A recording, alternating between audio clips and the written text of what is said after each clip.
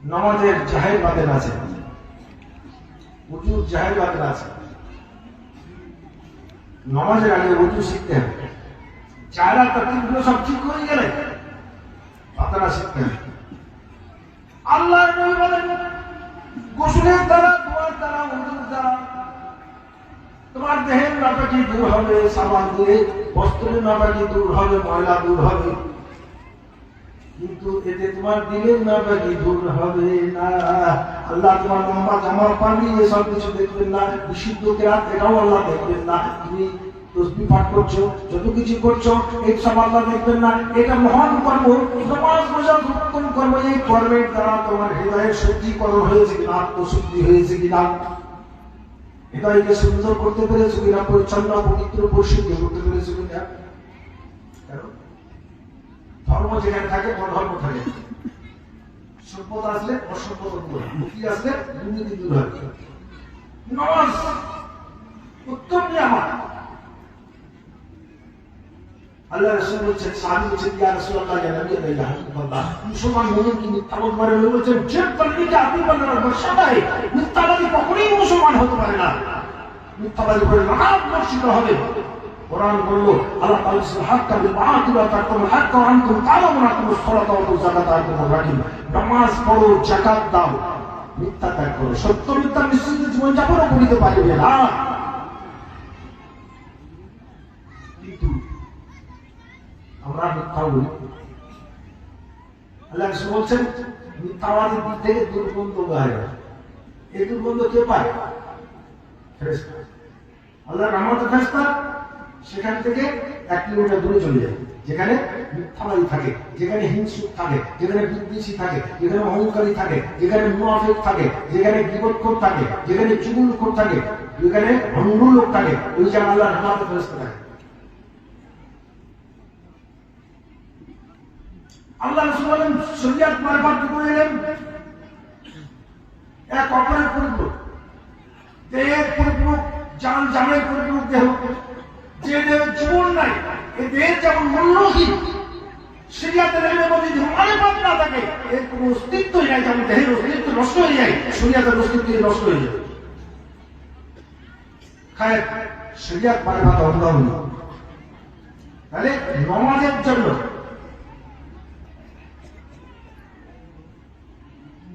দেহ পরিষ্কার, বস্ত্র পরিষ্কার, গোসল, ওযু সব কমপ্লিট হয়ে গেল, জায়নামাজ সব, তেলাওয়াত সব, নিয়াত, কেরাত, তাসবিহ, আরকান, রুকু, সাজদা আমি সব ঠিক করছি,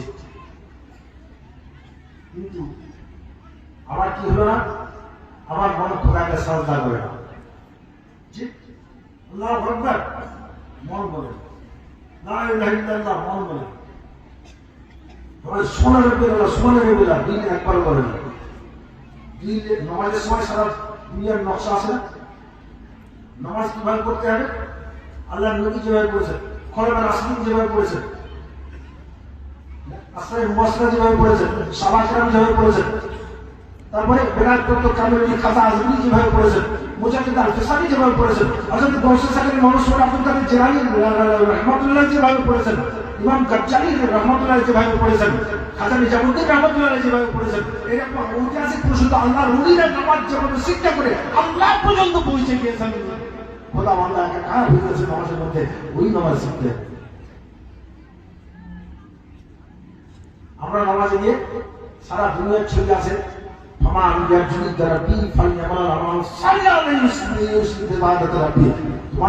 প্রভুর উপাসনা এমন ভাবে করো যেন বাতিনি শরীর বা শরীর করে দিও।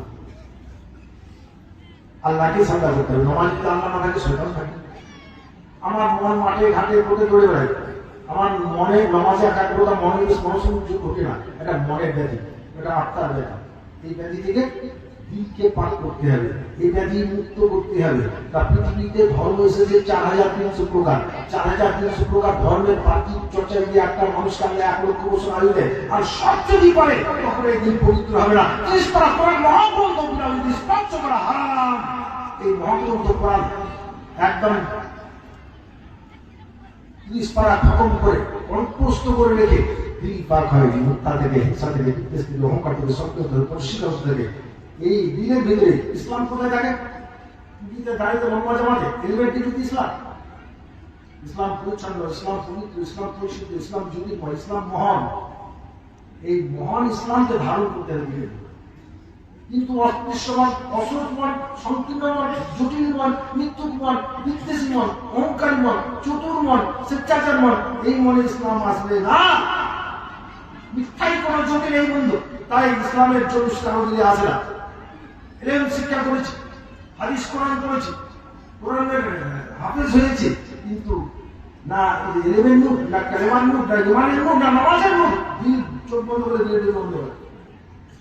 তাহলে এই দিলকে পাক করতে হবে। কারণ মিথ্যাবাদীর দিলে জ্যোতি থাকে না, হিংসুকের দিলে ধর্মের জ্যোতি আসে না, ইমানের জ্যোতি আসে না, ইসলামের জলুস বিদ্বেষীর দিলে আসে না, অহংকারের দিলে আসে না, মুনাফিকের দিলে আসে না, চুগলখোরের মধ্যে ইসলামের জ্যোতি আসে না, ইমানের জ্যোতি আসে না, কোরআনের নূর আসে না, নামাজের নূর আসে না, কালেমার নূর আসে না।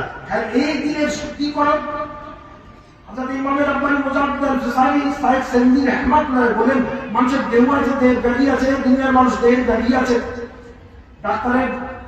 ডাক্তার চেঞ্জ করা হচ্ছে, ভালো হচ্ছে।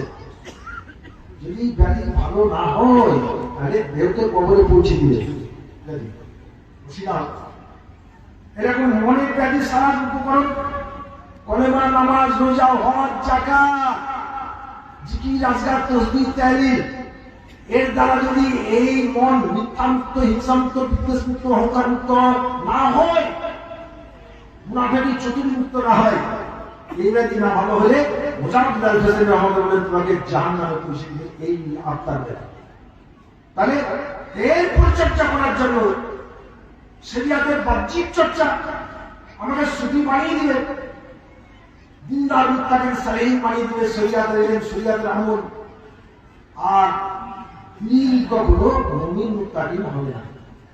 এই দিনের সংস্কারের জন্য একে পরিচ্ছন্ন, পবিত্র, পরিশুদ্ধতা অর্জন করিয়ে যাওয়ার জন্য এমন কোন বাহ্যিক আমল নেই হবে, এমন কোন বাহ্যিক চর্চা নাই যার দ্বারা দিলের শুদ্ধিকরণ, আত্মার শুদ্ধিকরণ, হৃদয়ের পরিশুদ্ধতা, হৃদয়ের প্রসারণ, হৃদয়ের পবিত্রতা অর্জন করা যায়। বন্ধু, একদিন তো কবরে চলে যাবো সবাই, কি নিয়ে যাবো? আমাদেরকে যখন আল্লাহ সৃষ্টি করলেন, মানুষ সৃষ্টি হয়েছে কোথায়? মানুষ সৃষ্টি হয়েছে, মানুষ মাটি থেকে তৈরি হয়। যারা আত্মতত্ত্ববিদ, যারা মনস্তত্ত্ববিদ,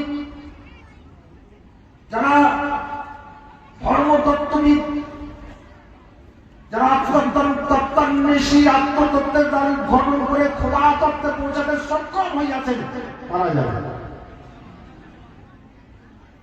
মানুষের মানব দেহতা তৈরি হয়েছে মাটি দিয়ে। মামার সময় নেয় মানুষ কি তৈরি হয়েছে? না, মানুষ তৈরি হয়েছে, মানুষের দেহ তৈরি হয়েছে।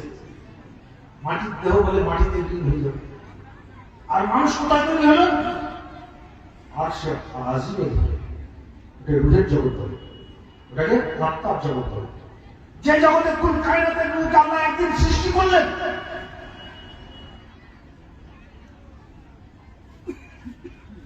করে জিজ্ঞাসা করলেন আলাস তুমি আপনি, আমরা বললাম তুমি আমাদের মালিক, আমরা তোমার জিজ্ঞাসা করি, তোমার নামে তসবিহ তাহলিল করি। তখন তো এই মুখ ছিল না, কোন মুখ দিয়ে বলেছিলাম? আমরা তখন আল্লাহকে দেখেছিলাম, আল্লাহকে বললাম আল্লাহ তোমার দাসত্ব করি, তোমার তাবেদারি করি, তোমার ইন্তেজার, তোমার গোলাম, তোমার বন্দিগি করি, তোমার নামে তসবিহ পাঠ করি। কোন মুখের দ্বারা বলেছিলাম? কোন চোখের দ্বারা আল্লাহকে দেখেছিলাম? ওখানে কোনো কাম ছিল না, দুনিয়ার কোনো স্বামী ছিল না। তখন আল্লাহ ছিলেন আর আমি ছিলাম, আল্লাহ ছিলেন আর আপনি ছিলেন, আল্লাহ ছিলেন আর মানুষ ছিল।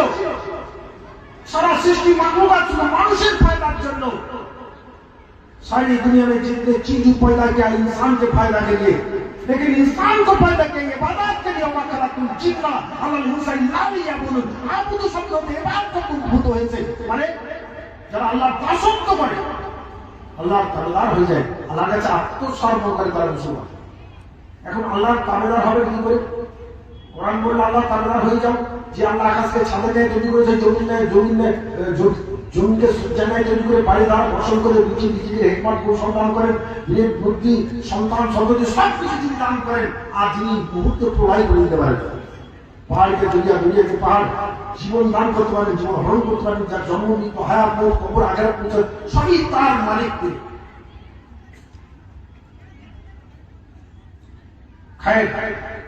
সেই আল্লাহকে যিনি আমার শ্বাস প্রশ্বাসের মালিক, যার দয়া শ্বাস ত্যাগ করি সুবহানাল্লাহ, আর যার দয়া শ্বাস গ্রহণ করি।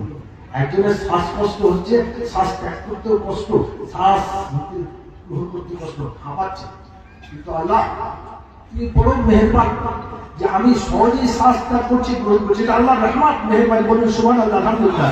একজনকে চোখ দিয়েছেন, দেখতে পাই না, জন্ম হলো, আল্লাহ আমাকে চোখ দিয়েছেন, দেখার শক্তি দিয়েছেন। বলুন সুবহানাল্লাহ, আলহামদুলিল্লাহ। আল্লাহ কান দিয়েছেন, একজনকে কান দিয়েছেন, শুনতে পাই না, জন্মের পর থেকে শশা, কিন্তু আমাকে কানও দিয়েছেন, শ্রবণ শক্তি দিয়েছেন, দুনিয়ার আল্লাহ আমাকে দেখার শক্তি দিয়েছেন, অঙ্গ দিয়েছেন, সঞ্চালন করে ক্ষমা দিয়েছেন। একজনকে অঙ্গ দিয়েছেন, সঞ্চালন করতে পারে না, বিকল অঙ্গ। একজনের ব্রেন আছে বিকৃতি, পাগল। একজন সন্তানের মাতা পিতা হতে পারে, আল্লাহ সব সরকারে পূর্ণ করে দিয়েছেন। তাহলে আল্লাহর হক আদায় দিতে হবে। 5 ওয়াক্ত নামাজ আল্লাহ শুকরিয়া আছে। 5 ওয়াক্ত নামাজ এইভাবে পড়লে হবে না, আল্লাহ সঙ্গে বান্দার সম্বন্ধ হবে। নামাজে বলা হয়েছে আল্লাহকে মানুষ জানতে পারবে। বুখারী শরীফে আল্লাহ নবী বলেন, আল্লাহু কান্নাকা তারাহু ফাইন লাম তাকু তারাহু ফাইন্নাহু ইয়ারাক। নামাজে দাঁড়িয়ে তোমার প্রতিপালককে দেখো। ihsan কি? আল্লাহ নবী বলেন, তুমি এমন ভাবে ইবাদত করো যেন আল্লাহকে তুমি দেখছো। নামাজে দাঁড়িয়ে আল্লাহকে তুমি দেখছো। যখন তুমি দেখতে পাচ্ছ এটা তোমার অযোগ্যতার কারণ, তখন তুমি কি মনে করবে? আল্লাহ আমাকে দেখছেন, আল্লাহকে আমি দেখতে পাচ্ছি না। আল্লাহ হাজির নাজির, আল্লাহকে হাজির নাজির জেনে সাজদা করো। তাহলে নামাজের দুটো অবস্থা বলেছেন। তাহলে এই আল্লাহকে আমি দেখতে তো পাচ্ছি না, এটা সঠিক কথা, কিন্তু আল্লাহ যে হাজির আছেন নামাজে তা বুঝতে পারি না। তাহলে নামাজ হবে। নামাজ শব্দের অর্থ কি? নামাজ আরবি ভাষা নয়, ফার্সি ভাষা। সালাত আরবি ভাষা, এর বাংলা